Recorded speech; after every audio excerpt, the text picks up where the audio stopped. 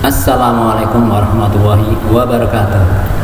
Jumpa lagi dengan channel Ngobrol orang-orang kampung tentang keadaan kita yang ada di sekitar kita, yang ada di lingkungan kita, apapun itu.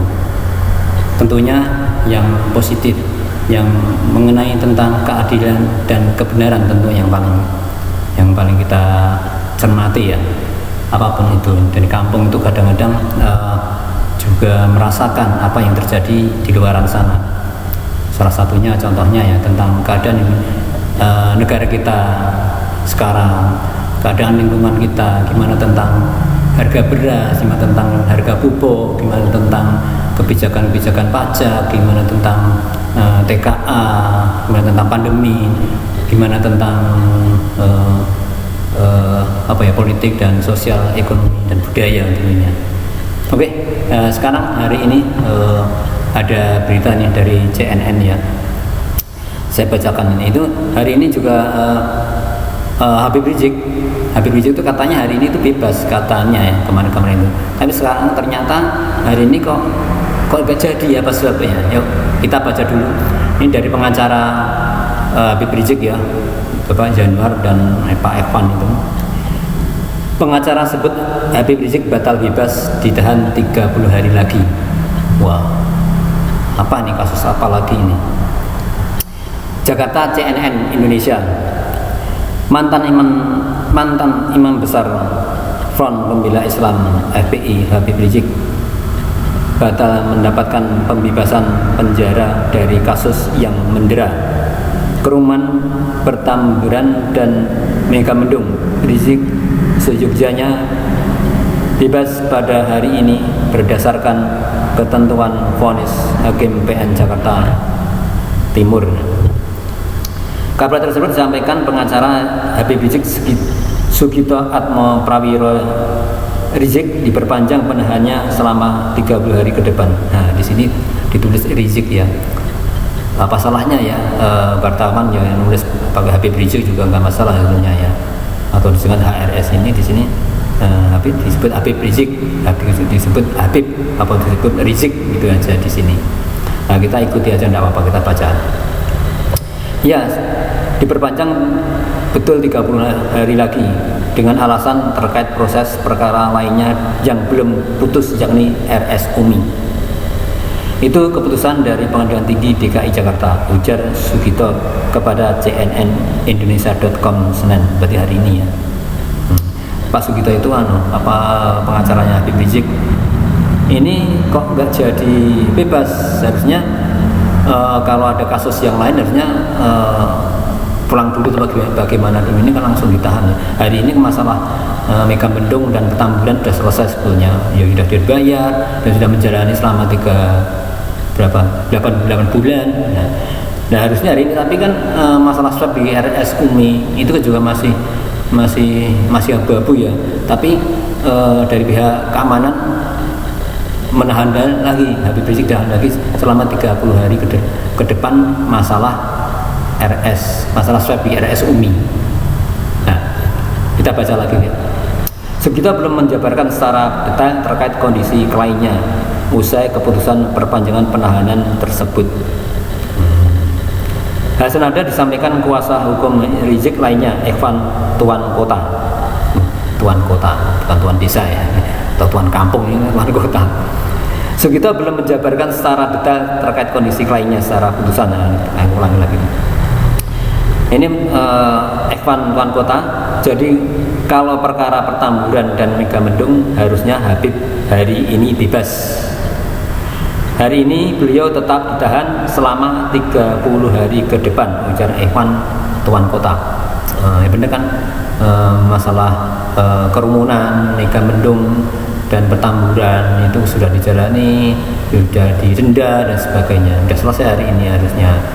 Tapi pihak keamanan tuh menahan lagi 30 hari ke depan demi untuk kasus RS Umi, masalah swab itu. Seperti ketahui pada kasus lainnya yakni swab di RS Umi, Rizik mengajukan banding atas putusan Pengadilan Negeri Jakarta Timur terkait vonis 4 tahun penjara. Perkara tersebut masih berproses. Oh, jadi sebetulnya memang Petamburan sudah selesai sebetulnya ya. Habib Rizik sudah menjalani ya, sudah patuh. Beliau itu patuh terhadap hukum di Indonesia. Tapi yang lain kok malah nggak patuh ya. Habib Rizik itu patuh, sudah mau bayar, sudah mau menjalani hukumannya, tapi kok malah ini perkara lagi ya.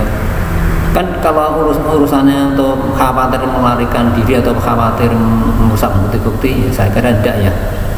Nah, tapi lah itu pendapatnya keamanan itu begitu ya, tidak apa-apa. Coba kita lanjutkan dulu.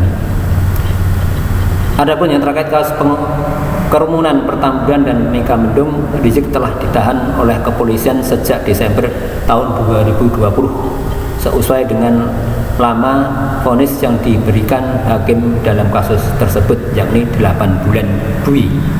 Sudah jalan itu. Habib Rizik telah divonis 8 bulan penjara dan banding keputusan tersebut ke Pengadilan Tinggi Jakarta. Saat proses banding, Pengadilan Tinggi DKI Jakarta menguatkan putusan PN Jaktim dalam kasus kerumunan Petamburan. Dalam rangka perkara tersebut, Rizik tetap dihukum kurungan 8 bulan. Nah, jadi gini, masalah Petamburan itu sebetulnya Habib Rizik sudah selesai, sudah menjalani, tapi ini masalah RSUMI, dan RSUMI itu kan swab, nah itu rahasia dari setiap individu untuk apa istilahnya merahasiakan keadaan kesehatannya, itu juga haknya dia ya. Karena apa? Pejabat yang lain, ada orang lain yang bahkan sakit ya tidak bicara, tidak diumumkan di publik, bahkan dia juga bebas-bebas saja, tidak diapa-apain. Tapi kalau Habib Rizik ngapain? Habib Rizik itu salahnya gimana ya? Katanya itu swabnya kan belum waktu itu kan belum jadi itu. Ya ada gimana ya itulah, nanti coba kita tunggu aja proses selanjutnya. Dan Habib Rizik sudah memenuhi memenuhi keputusan itu ya sudah membayar dan sudah mau menjalani ya. Semoga kedepannya semoga lebih baik ya,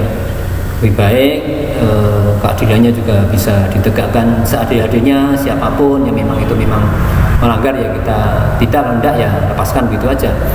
Nah, anehnya saya pernah dengar itu dari ahli pidana ya, dari ahli profesor pidana itu, hukum pidana itu katanya pelanggaran tentang prokes itu memang harusnya kan tidak ada kurungan, tidak ada bui. Kalau sudah denda ya sudah, itu gantinya denda ya denda, itu gantinya penjara ya denda, itu harusnya begitu. Tapi nggak tahu, ini kasus ini memang istimewa ya. Mari kita cermati bersama-sama, kita dukung dengan keadilan, dengan kebenaran. Setelah itu kita dukung kebenaran dan keadilan itu sendiri gitu. Jadi siapapun di negeri ini harusnya itu ya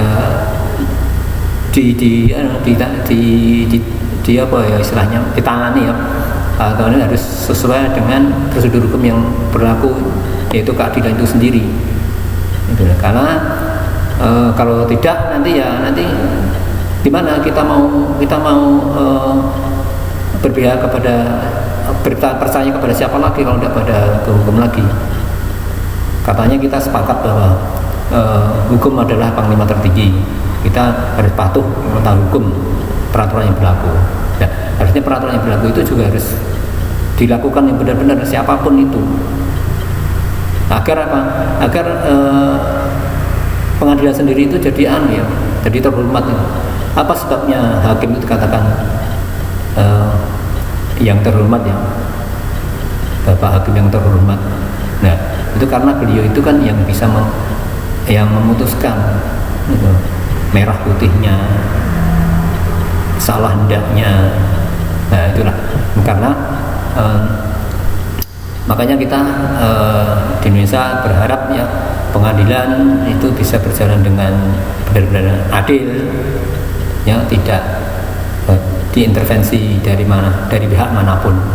Kalau itu memang betul benar, ya kita dukung. Kalau tidak salah, ya kita salahkan, begitu. Biar agar masyarakat yang di bawah ini loh, yang di kampung ini biar nggak bingung. Ini kok ada si A begini, terhadap si B kok begitu. Nah, itulah terjadi pemahaman yang kurang clear, yang kurang bersih di tingkat bawah. Jadi seakan-akan nanti bagaimana kepercayaan terhadap pengadilan itu sendiri. Nah, maka monggo dari orang-orang yang pandai ngerti tentang hukum tentang pengadilan, tentang ahli pidana, pakar-pakar pidana, dari hukum tata negara dan sebagainya. Nah, itu kan bisa memberikan pendapat yang relevan, yang bisa dipakai untuk pedoman bagi pengadilan itu sendiri khususnya. Jadi masyarakat juga jadi tenang, tidak khawatir tentang gimana keadaan hukum di Indonesia itu sendiri, peraturan hukum di Indonesia itu sendiri. Ya, Mbak, kita kembalikan, semoga Habib di sana juga masih sia-sia saja. Kita tetap mendukung hal-hal yang benar, yang di konten ini isinya tentang yang kita berusaha untuk yang kita bicarakan yang kebenaran, kita bicarakan tentang keadilan dimanapun itu. Ya, kita belajar, kita bicara, ya, kita berpendapat. Nah, kalau tidak sesuai, tidak pendapat, ya monggo, tidak apa-apa. Namanya ini negara demokrasi. Kita bicara tentang kebenaran. Kalau enggak cocok, ya silahkan nanti berdiskusi di bawah sini di komentar. Oke, sekian. Assalamualaikum warahmatullahi wabarakatuh. Terima kasih.